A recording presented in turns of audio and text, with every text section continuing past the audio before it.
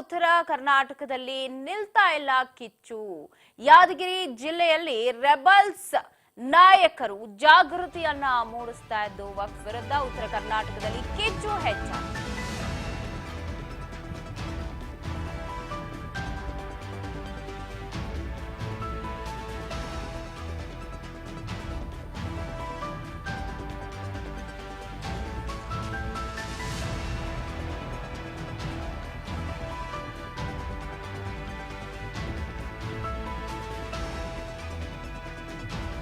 ವಕ್ಫ್ ವಿಚಾರದಲ್ಲಿ ಯಾದಗಿರಿಯಲ್ಲಿ ಶಾಸಕ ಬಸನಗೌಡ ಪಾಟೀಲ್ ಜೊತೆಗೆ ರೆಬಲ್ಸ್ ನಾಯಕರು ಜನ ಜಾಗೃತಿಯನ್ನ ಮೂಡಿಸ್ತಾ ಇದ್ದಾರೆ.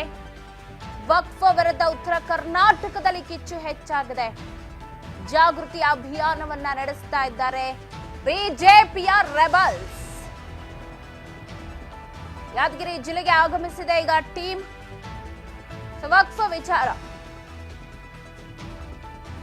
ಕೊಂಗಂಡಿ ಗ್ರಾಮದಲ್ಲಿ ರೈತರ ಜೊತೆಗೆ ಸಮಾಲೋಚನೆ ನಡೆಸ್ತಿದ್ದಾರೆ. ಅವರು ಪಹಣಿಯಲ್ಲಿ ಏನು ವಕ್ಫ್ ವಿಚಾರ ಇದೆಯಾ ಏನು ಎತ್ತ ಎಲ್ಲದ್ರ ಬಗ್ಗೆ ಕೂಡ ಮಾತನಾಡ್ತಾ ಇದ್ದಾರೆ. ಒಂದಂತೂ ಕ್ಲಿಯರ್ ಮಾಡ್ತೀನಿ ನಾನು, ಅದು ಯಡಿಯೂರಪ್ಪನವ್ರ ಸರ್ಕಾರ ಇರಲಿ, ಬೊಮ್ಮಾಯಿಯವ್ರ ಸರ್ಕಾರ ಇರಲಿ, ಜಗದೀಶ್ ಶೆಟ್ಟರ್ ಸರ್ಕಾರ ಇರಲಿ, ಸದಾನಂದ ಗೌಡ್ರ ಸರ್ಕಾರ ಇರಲಿ, ಅದನ್ನ ಸಮರ್ಥನೆ ಮಾಡ್ಕೊಳಕ್ಕೆ ನಾವು ಬಂದಿಲ್ಲ. ಯಾರಿಗೆ ಅನ್ಯಾಯ ಆಗಿದೆ ಅನ್ಯಾಯ ಆಗಿದೆ. ಯಾವ ಸರ್ಕಾರ ಇದ್ರು ಅನ್ಯಾಯ ಆಗಿದೆ. ನಾವೇನಾದನ್ನ ರೆಸ್ಕ್ಯೂ ಮಾಡಿ ನಾವು ಹಂಗ್ ಮಾಡಿಲ್ಲ ಹಿಂಗ್ ಮಾಡ್ಲತ್ತ ಅದನ್ನ ನಾವು ಯಾರು ವಾದ ಮಾಡ್ಲಿಕ್ಕೆ ಬಂದಿಲ್ಲ. ನಾವು ಒಟ್ಟಾರೆ ಇವತ್ತು ನಮ್ಮ ಹೋರಾಟ, ಪ್ರಧಾನಮಂತ್ರಿಗಳ ಸತತ ಪತ್ರ, ನಾವು ವಿಧಾನಸಭೆಯಲ್ಲಿನೂ ನಾವು ವಕ್ಫ್ ಬಗ್ಗೆ ಮಾತಾಡಿದ ಮೇಲೆ ನಮ್ಮ ಕೇಂದ್ರ ಸರ್ಕಾರ, ನಮ್ಮ ಪ್ರಧಾನಮಂತ್ರಿಗಳು ವಿಶೇಷವಾಗಿ ಇವತ್ತು ಒಂದು ಪ್ರಯತ್ನ ಪ್ರಾರಂಭ ಮಾಡಿದ್ದಾರೆ. ಮೊನ್ನೆ ಅವ್ರು ಹೇಳಿದ್ದಾರೆ, ನಿನ್ನೆ ನಮ್ಮ ದೇಶದ ಸಂವಿಧಾನದ ಏನು ಒಪ್ಪಿಕೊಂಡಂತಹ ದಿನ ನಿನ್ನೆ.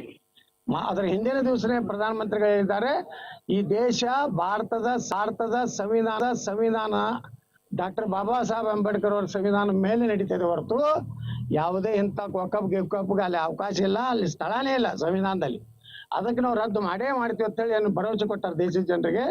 ಅವ್ರಿಗೆ ಇನ್ನಷ್ಟು ನೈತಿಕ ಬೆಂಬಲ, ಜನಜಾಗೃತಿ ಮಾಡೋದ್ರ ಮೂಲಕ ಜನರಲ್ಲಿ ವಕ್ಫ್ ಅನ್ನುವಂಥದ್ದು ಎಷ್ಟು ಒಂದು ಕರಾಳ ಒಂದು ಕಾನೂನು ಇದೆ ಅನ್ನೋದು ತಿಳಿಸಲಿಕ್ಕೆ ನಾವು ಅಡ್ಡಾಡ್ತಾ ಇದ್ದೀವಿ. ಈಗಾಗಲೇ ನಮ್ಮ ಈ ಒಂದು ತಂಡದ ಮುಖಂಡರಾದಂತಹ ಶ್ರೀ ಅರವಿಂದ್ ಲಿಂಬಾವಳಿ ಅವರು ವಿವರವಾಗಿ ಅನ್ನುವಂಥದ್ದು ಇವತ್ತು ನೀವು ಎಲ್ಲ ಕೇಳಿದಿರಿ, ರೈತರ ಅವ್ರ ಬಾಯಿಂದಲೇ ಕೇಳಿದಿರಿ. ಯಾವ ರೀತಿ ವಕ್ಫ್ ಯಾವ ಆಧಾರಗಳೇ ಇಲ್ಲ ಅವ್ರಿಗೆ, ಏನ್ ಡಾಕ್ಯುಮೆಂಟ್ಸ್ ಇದೆ, ಇದು ವಕ್ಫ್ ಆಗ್ಲಿಕ್ಕೆ ಏನು ಇದರಲ್ಲಿ ಏನಾದ್ರೂ ಮಜಾರ್ ಇದೆಯಾ, ಕಬ್ರಸ್ತಾನ್ ಇದೆಯಾ, ಯಾವ್ದಾರು ಮಸೀದಿ ಇದೆಯಾ, ಅಥವಾ ಯಾವ ನಿಜಾಮ ಅವ ಬರೆದು ಕೊಟ್ಟಿದ್ ಏನಾದ್ರ ತಾಮ್ರ ತಗಡ, ಕಬ್ಬಿಣ ತಗಡ, ಅದು ಯಾವ್ದು ತೊಗಲಿನ ತಗಡ ಯಾವ್ದಾರ ಐತೇನ್ರಿ? ಏನೂ ಇಲ್ಲ. ಅಂದ್ರೆ ಉದ್ದೇಶಪೂರ್ವಕವಾಗಿ ರೈತರ ಜಮೀನನ್ನ ಕಬಳಿಸುವಂತ ವ್ಯವಸ್ಥಿತವಾಗಿ ಈ ಒಂದು ವಕ್ಫ್ ಬೋರ್ಡ್ ಏನಿದೆ, ವಕ್ಫ್ ಟ್ರಿಬ್ಯುನಲ್ ಏನಿದೆ, ನಮ್ಮ ಬೇಡಿಕೆ ಇರುವುದೇ ವಕ್ಫ್ ಟ್ರಿಬ್ಯುನಲ್ ರದ್ದಾಗ್ಬೇಕು.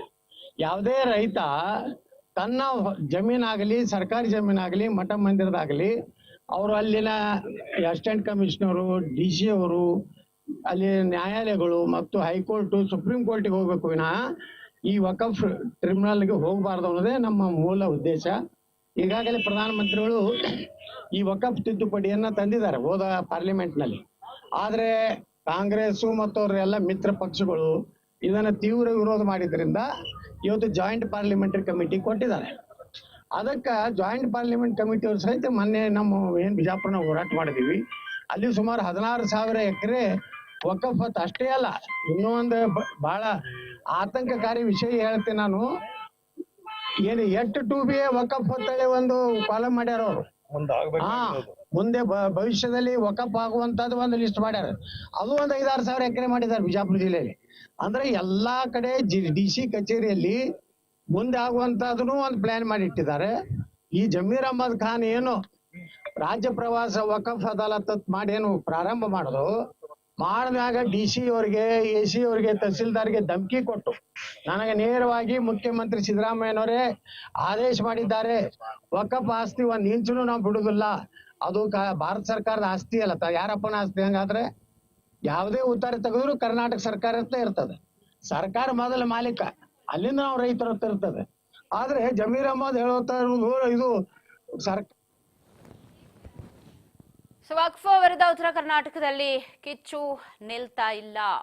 ಯಾದಗಿರಿ ಜಿಲ್ಲೆಯಲ್ಲಿ ರೆಬಲ್ಸ್ ಜಾಗೃತಿ ಅಭಿಯಾನ, ಅದು ಯಾರದೇ ಸರ್ಕಾರ ಆಗಿರ್ಲಿ, ಅದು ಸದಾನಂದ ಗೌಡರು ಇದ್ದಾಗಾದ್ರೂ ಆಗಿರ್ಲಿ, ಬೊಮ್ಮಾಯಿ ಅವ್ರು ಇದ್ದಾಗಾದ್ರೂ ಆಗಿರ್ಲಿ, ಸಿದ್ದರಾಮಯ್ಯನವ್ರು ಇದ್ದಾಗ್ಲಾಗ್ಲಿ, ಯಡಿಯೂರಪ್ಪನವ್ರು ಇದ್ದಾಗಾದ್ರೂ ಆಗಿರ್ಲಿ, ರೈತರಿಗೆ ಅನ್ಯಾಯ ಆಗಿರೋದು ಅನ್ಯಾಯನೇ. ಅದು ಅದರ ವಿರುದ್ಧ ನಾವು ಹೋರಾಟ ಮಾಡ್ತಾ ಇದೀವಿ ಹೊರತು ಇಲ್ಲಿ ಯಾರ ನಾಯಕತ್ವದ ವಿರುದ್ಧ ನಾವು ಇಲ್ಲಿ ಹೋರಾಟವನ್ನ ಮಾಡ್ಲಿಕ್ಕೆ ಬಂದಿಲ್ಲ. ನಾವು ಬಂದಿರೋದು ಭೂಮಿ ಕಳ್ಕೊಂಡಿರುವಂತಹ ರೈತರಿಗೆ ಒಂದು ನೆಲೆಯನ್ನ ಸಿಗಬೇಕು, ಅಥವಾ ಅವರಿಗೆ ಕಳ್ಕೊಂಡ ಭೂಮಿ ವಾಪಸ್ ಬರಬೇಕು. ಈ ವಕ್ಫ್ ಅನ್ನೋದು ಏನಿದೆ ಅದನ್ನು ಕಿತ್ತು ಹಾಕಬೇಕು ಅಂತಲೇ ಬಂದಿರೋದು. ಸೊ ಹಾಗಾಗಿ ನಾವು ಹೋಗ್ತಾ ಇದೀವಿ, ರೈತರನ್ನ ಮಾತನಾಡಿಸ್ತಿದೀವಿ, ಅವ್ರ ಅಳಲನ್ನ ತೋಡ್ಕೊಳ್ತಾ ಇದೀವಿ.